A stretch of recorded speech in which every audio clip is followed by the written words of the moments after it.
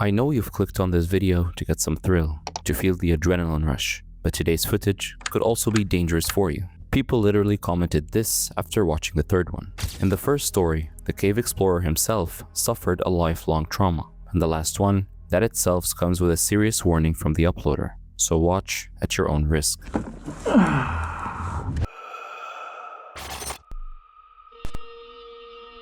January 2014.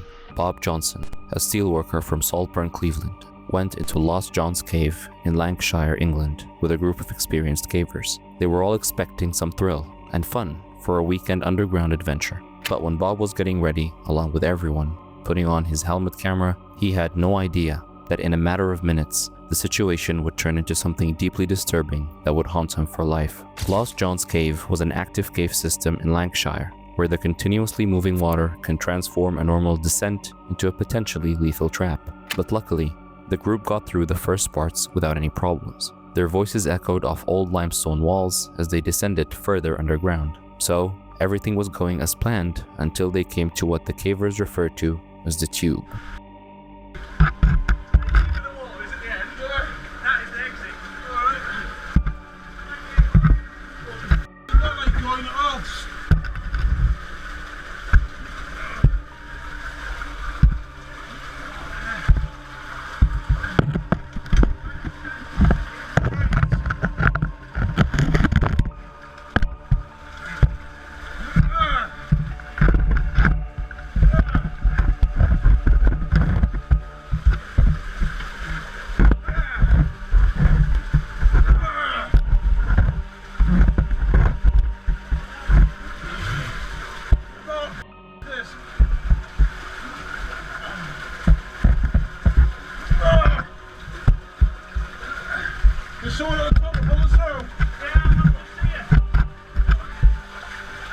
Stop!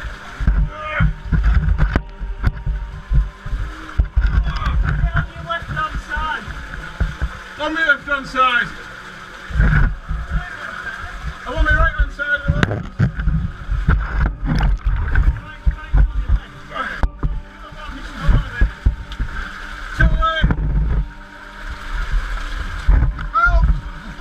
This is the part of the cave where the cavers have to crawl on their stomach through a space so narrow that you can hardly raise your head. From all sides, the walls press in. There is just not enough space for your chest to fully expand, so your breathing becomes shallow. Every surface becomes slick and unpredictable as the water current swirls around you. These tubes are kind of no man's land for claustrophobic people, and it's just as scary as it sounds. However, the person who was the thinnest in their group managed to fit through first, but everything went wrong when it was Bob's turn. His progress slowed as soon as he reached the narrowest part. With every step he took forward, the walls seemed to tighten their hold on him. Then, he completely stopped moving at the narrowest point. Bob was wedged all the way down to his waist. This is where his most terrifying claustrophobic nightmare came true.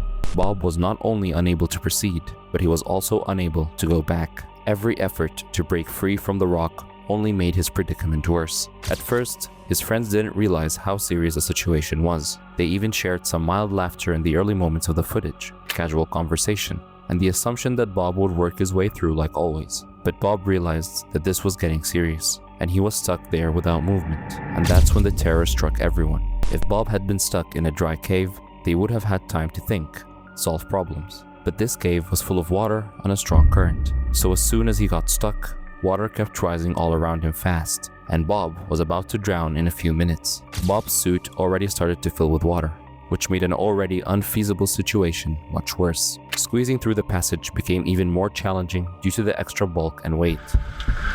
Help! Come on, seriously, help!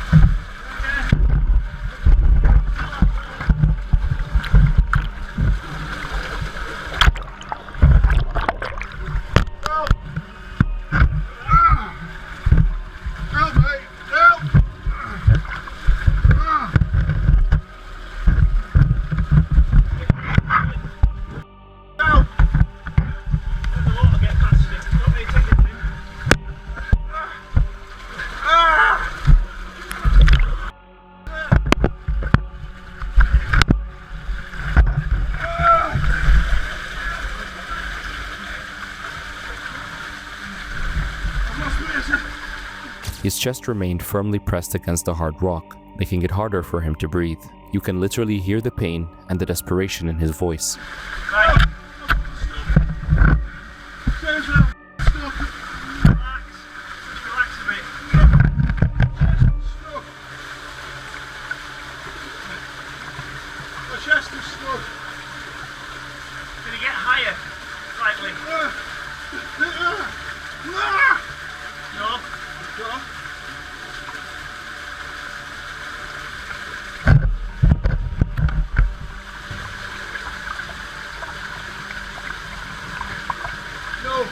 Because you've got to get higher to get your arse round. In fact, I would even try and get level. You can. I can't. We'll do what reversal. You might have to just get out. There is another way out, don't worry about it. Just relax. Get the air in, get the air in. Hey, you've done the hard bit there. Yeah? He kept struggling against the cave and the rising water for 5 excruciating minutes as his friends desperately tried to get him out from both sides. Suddenly, one of his fellow cavers had a breakthrough moment just when things had already started going out of hand. They had to pull Bob backwards rather than keep pushing him through the narrowest part. So, Bob was grabbed by a caver who positioned himself behind him. The team formed some kind of human chain of rescue when another caver helped him pulling. This was their last resort before anything bad could happen. Unluckily, the tactic worked. What's that? No, I don't think I'll be able to reach there. Sorry?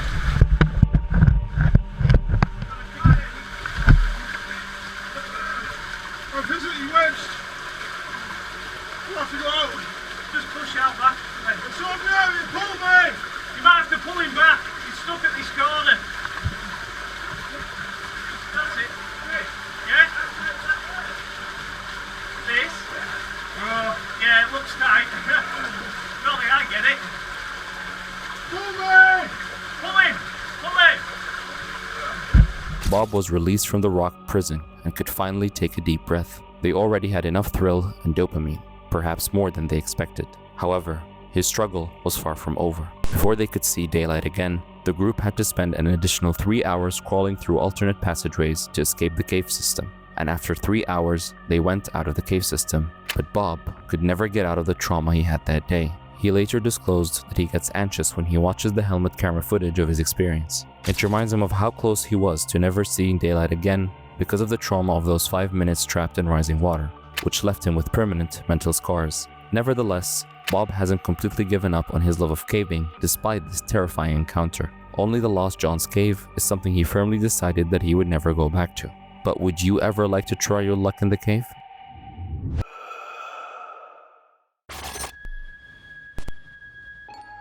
On January 10, 2022, 15-year-old cave explorer Jacob Sanders and his uncle Calvin went on a family outing into a remote lava tube cave in the Pacific Northwest of the USA. They only brought helmet cams and basic gear with them, but no safety equipment. And still, Jacob decided to do something unnerving that could give you anxiety. He chose to enter an impossibly narrow basalt squeeze that's smaller than a medium-sized pizza box, where one wrong move or one moment of panic could trap him forever in solid stone. Just think about it. A normal man's shoulder width is about 15 to 16 inches, which can be squeezed to fit into a tight space, but only up to some extent. And if you're laying flat, the overall torso height and hip thickness would be around 8 inches. Now imagine what would happen if a human, even if it's a teenager, tried to pass through a 7 × 10 inch cave squeeze. This wasn't just extreme caving, but pushing the absolute boundaries of human possibility. They had an entire strategy session before Jacob even considered going into this incredibly small area. His team made a painstaking plan for every move, every breath, and every scenario that could go wrong. They were not winging this attempt, because everyone involved knew they were going to witness something that had never been attempted in human history. The preparation alone was nerve-wracking. They kept their logistics ready all the time. In case of any emergency, camera equipment must first be threaded through the passage and connected to cords. When Jacob finally entered the narrow cave, there was no room for anything extra. His uncle, Calvin, kept guiding him on every beat, because Jacob was prepared to make history through unwavering resolve and calculated risk-taking. Even though the human brain isn't wired to voluntarily enter spaces this confining, At some points, it even seemed like he would be stuck and unable to get out at all. Well, we might need you to stay in here to help pull him out. I know it's awful, but Jacob, you have officially gone further than any human in history. Joel can get in there, but I'm pretty sure he doesn't want to go in there. Okay, you need to go in there, and we'll try you turning around and coming out head first. But if you can't, you'll have to come out late. You'll have to back in the way you came. Alrighty. Okay, and we have to be mindful of taking you out the same way you went in. And if it makes you feel better, I brought a tub of butter in my car. However, when he somehow managed to get to the other side, his team members were strategically positioned and prepared to help with the intricate extraction procedure they knew would be required. The communication system they have put in place is what makes this attempt even more amazing. Jacob, I'm gonna give you a different camera, okay? Oh my goodness! I can see you back there! Can you see me? Yeah, hang on, let me zoom in. Wait, let me show. Rah, see? I can still see you? Yeah, that light's pretty bright in there. Hey, buddy! 20 minutes. Jacob navigated through this unprecedented passage for that amount of time, and then the extraction procedure makes clear how severe the squeeze actually is. Hey, Jacob, do you have everything? Yeah, let me hang you the last thing. There. Okay. 20 minutes you were back there, buddy. Thank you. I filmed absolutely everything. What's the big light for? Do you want to give me the big light? Yep. Okay. I'm coming out. So I don't have Superman style. Superman style. Okay. Wait, no. I'm here like you can pull on me. That's the black and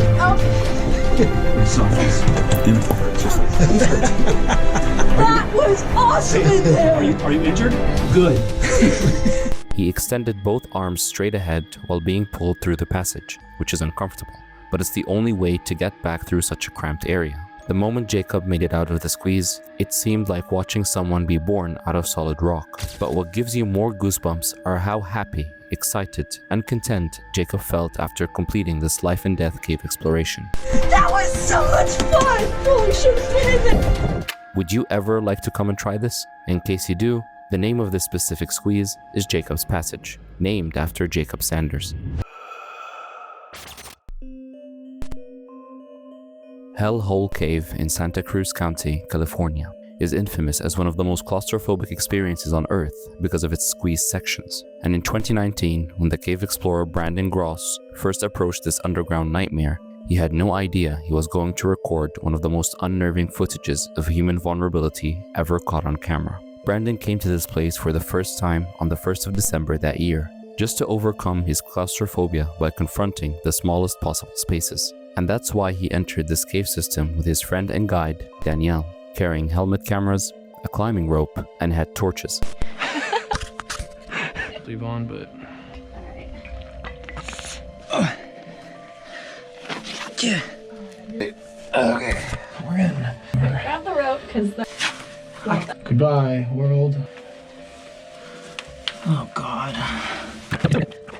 That's kind of dope. then down here. Oh,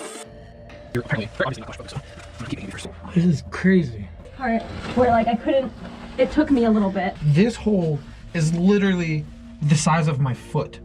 Like my foot touches the top and the bottom of it. Yeah. That's Do you think, can you like beat claustrophobia? Can you like make it go away by going through a lot of it? Maybe. You're about to find out, right? Yeah, I guess. Damn it, I went through that stupid hole and didn't even film it. In a cave like Hellhole, where some passageways are literally the width of a human body, you could be trapped in solid rock with no way out if you make a mistake or panic. So, initially, Brandon enjoyed the thrill, but when the cave walls got so narrow that his ribs were unable to fully expand to breathe, he panicked. Even worse, the more he tried to fit through and step forward, the more the room narrowed, getting him squeezed. At a point, he couldn't just take it anymore and paused, peering down at a hole the exact size of his foot. This is a nice spot right here. I feel comfy. Oh, I made it to the spot that I wanted to make it to. Is this where it goes? No, you go up. Oh, I kind of want to go check it out. Alright, look at you. Holy f***, this is crazy. That's not me. Oh my god. Oh, looks like coral. This is fucked. I want to go back down the party room. Oh, really? Yeah. In here? It didn't even get more narrow. I know. I don't know what it is. Are you sure? Sitting here. This is comfy. But somehow, Brandon forced himself through it, and luckily, he found a slightly more spacious area on the opposite side, which momentarily relieved him. But what happens if, midway through your escape route, relief gives way to sheer panic? The most common mistake that novice cavers make is that they concentrate on getting further into the cave, but they overlook the fact that they will have to reverse on the way out of each squeeze. Brandon also did so as a first-timer. He continued to pass through small spaces where his entire body scraped the stone. He recorded himself having difficulty, and you can hear in his voice that he was not doing well. I don't know about this. No, I'm sorry. I lied. Alright, let me go see this. You tell? That last one we went through, I did Yeah, not it's like that. I didn't like that one. But a little bit more narrow. Yeah, I think But like, I think I have to call it. do you want me to go first? Oh, me. This is the worst. Yeah, this one is the worst. I'll give you that. I was not looking forward to it. Jesus. Oh God. But after a point, Brandon made a correct decision rather than freezing or flaying. He informed Danielle that he must return because now he was experiencing a panic attack. This is not good for any cave exploration. Brandon might have put himself in a situation where he was unable to move forward or backwards if he had persisted in full panic mode.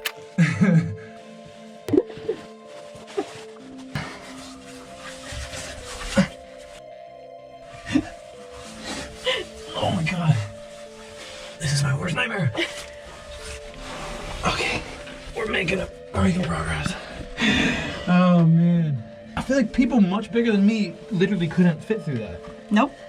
Like my whole body was touching. The light, I can see it outside. Cavers often experience this. In sections like this, they become stuck and panic. After that initial attempt, he was deeply terrified, but still alive when he came to the surface. You're doing great. Okay. That's the best way to go about this. I'm alive. Oh man. Horrible. Hell yeah. Although he was unable to overcome the cave, he gained important insight into his limitations. But this was not the end for him. The next thing he did would both inspire you and also give you anxiety. He got back to Hellhole right in the next week to complete what he had started. And this time, he noticed that something was different. He was aware of what lies beneath the surface, the tightness of those passages, his body's response, everything. And ironically, it was Friday the 13th, which felt like a bad omen. Plus, he knew there was a high chance of failure, because this time, the stakes were higher. But again, he went all in. We're on our way back to Hellhole right now, on Friday the 13th, which we didn't realize until we parked the car. The path down became increasingly constricted. They made their way through the entrance squeeze first. Then, the corkscrew section followed, where you must twist your body through a spiral passage. This was such a tight passage that even Brandon's DSLR camera won't fit through the gaps, so he had to give it up. And for the same reason, he had to give up his 360-degree camera too. He could only carry his phone because there was literally no room for equipment in the cave. How was that? Yeah. Okay. This next spot is too small to be passing the DSLR camera through, so now it's strictly GoPro and 360 footage. But after all these efforts, Brandon's second try succeeded. He reached the very bottom and arrived at the sculpture room, where he saw the marks of other cavers. We signed the logbook, Friday the 13th. Brandon made it all the way, group of 2, 0 experience, full send. Dive out Brandon. Watch our YouTube video on this adventure. And then we said if they can find our 2 sculptures, they're not in this part of the cave, they're in another part. But if they can find our 2 sculptures, send us proof, we will send a $20 Venmo or Cash App, and then we put our IG handles twice. For this entire cave exploration, he spent 3 hours underground for the first time in his life. From the bottom, it takes 40 minutes to climb back out. But during the exit, Brandon encountered another crisis when he had to spread his ribs to breathe and felt the rock closing in around him. This time, he again experienced another mild panic attack. which is never possible to sense unless you come here. That was probably really terrible filming. I'm still kind of halfway in it, but I feel okay right now. I went to take a breath and like expanding my ribs to breathe was hitting all the sides and it was stopping me from doing anything, and I was slight panic attack. I'm still kind of in it right now. But...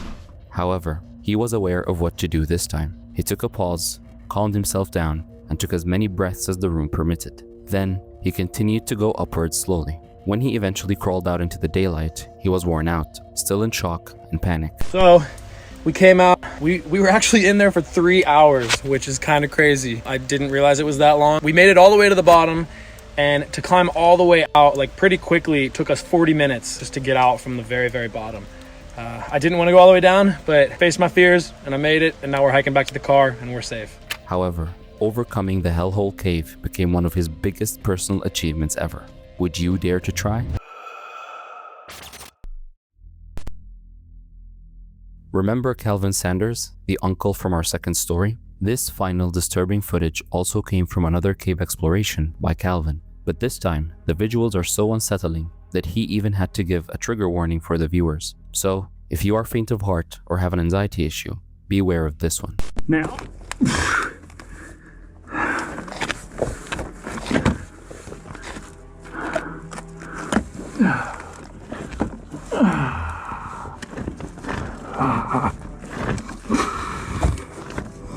So right now I'm breathing out.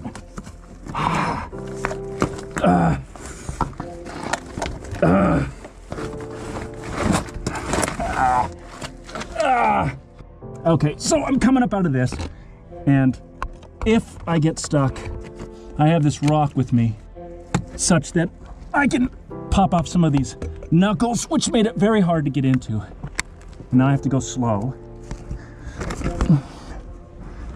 That's that knuckle. I'm gonna be shirtless shortly here. On January 15, 2022, the Caveman Hikes team, including Calvin Sanders and more explorers like Gary and Velor, went into an unspecified remote cave in the USA for a mapping expedition. It was a previously found cave that required a full crew equipped with mapping tools. Inside, there are marvelous formations, corridors, and even rooms. But the only challenge is to reach up there. The explorers must go through lethal passages and squeezes. There are 2 squeeze passages at the entrance, and the tightest areas won't fit everyone. So, first, the lead caver started clearing the rocks by chipping them away, because the mapping team must go through. This is a big cave. It goes quite a long ways. It's very interesting to look at. There's a lot going on, a lot of neat formations, but it's very hard to get into. The entrance has 2 squeeze passages that are very, very tight. We found something. My You coat? know, only a couple times I ever wish I had a mask in a cave, and that was for a hantavirus. Interesting. We were digging through, you know, rat minion or mitten piles. What do you think the danger of that is with rat and bat poo? After that trip, I did have some, you know, chest, congestion and stuff.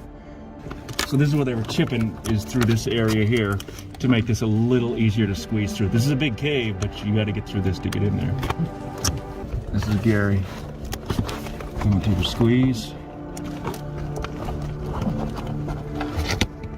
When an entrance was finally ready, Gary chose to go head first, which left his chin and face vulnerable to sharp rocks. The ground had a small plastic sheet to help them slide through the narrow passage. So, Gary kept crawling forward. But at a point, the passage turned at a sharp angle, which made it harder to move. However, he squeezed himself hard by breathing slowly and focusing intently, and then he vanished into the corridor. The cardboard sheets also had a significant impact. Without them, skin and clothing would be torn apart in a matter of seconds. We don't even ask. We don't care. People don't gotta watch us. I'm not even sure I would call that a squeeze. Well, you know what? Okay, so with the cardboard, super easy. But the second squeeze was longer and more intense, so even if you make it through the first squeeze, you might fail at the second. After the first passage, the team reassembled. Even the most experienced cavers were reconsidering their approach because the cave system was truly difficult, and they were literally worried about the second passage. It is incredibly long, and in some way, it was even more constrained. That means, if anyone somehow panicked in that long, suffocating passage, he would simply die being stuck in there. But they had to go in. So, one cave explorer started examining the opening of the second passage. The tightest part was in the middle, and just on the other side was the standing room, but they had to work hard for it. So, basically, the passage is marked by 3 formations known as the Three Sisters, and the main cave is located beyond them. Based on that, the group talked about body alignment, techniques for twisting, and shoulder placement. This is where even the most experienced cavers may want to rethink their strategy. Well, the part that really got me was like, I assume this is the next squeeze area? yeah. So you got it all this in here, Yeah, right? I'm looking at it. Yeah, I did. So Because the biggest issue inside any tight place is managing the shoulders, one caver extended both of his arms forward in a Superman-like manner, which significantly altered shoulder width, and others followed the same. But the problem struck them not long after. Gary is stuck with one of his hands by his side. It's also body twisting techniques to get through stuff. Some of it, if you can twist your body, you can get through a smaller space. I know that, like, I can twist my shoulders by just pulling. Superman or one of the. Oh, sir. What? Come help me. Okay, we're coming. And at this position, it's almost impossible to move forward in a tight squeeze. So, Calvin got into position fast to help Gary. He first held onto Gary's ankles and pulled back steadily, and Gary also slid backwards slowly. That is long and narrow.